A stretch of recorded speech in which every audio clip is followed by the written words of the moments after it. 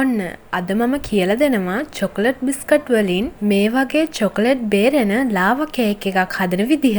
හදිස්සියට හදාගන්න ලේසිම ලාවා කේක් එකක් මේක නම්. මම මෙහෙමයි හැදුවේ. මම මෙතන චොකලට් බිස්කට් 8ක් අරගෙන තියෙනවා.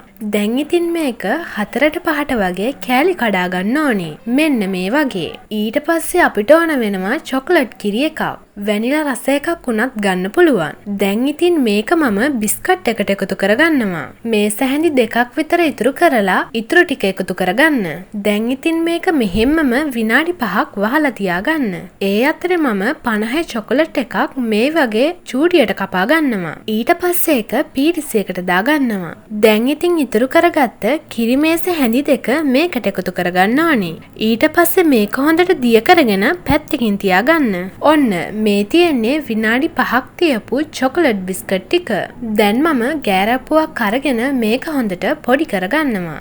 මෙන්න මේ ගානට බිස්කට් ටික පොඩි වුණාම ඇති. ඊට පස්සේ මේ වගේ ස්ටීම් කරගන්න පුළුවන් වාචනයක් අරගන්න ඕන.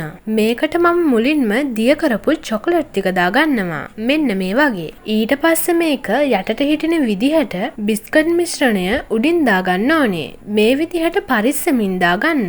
දැන් ඉතින් මේක මම ස්ටීමරය උඩින් තියාගන්නවා. ඊට පස්සේ මේක පියනකින් හොඳට කවර් කරලා විනාඩි 20ක් විතර හුමාලෙන් තම්ම ගන්න ඕනේ. මේ තියෙන්නේ ඒ විදිහට ස්ටීම් කරපු අපේ චොකලට් බිස්කට් ලාවා එක. ෂා මේ බලන්නකෝ නියමටම තියෙනවා. මේක ඇතුලේ දියුණු චොකලට් හොඳට පිරීලා තියෙනවා. මේ බලන්නකෝ කඩපුවාම චොකලට් එළියට පනින විදිහ. ඒ වගේම මේක හරිම රසට තියෙනවා. එහෙනම් ඔයාලත් හදලා බලන්න. මම ගිහින් එන්නම්.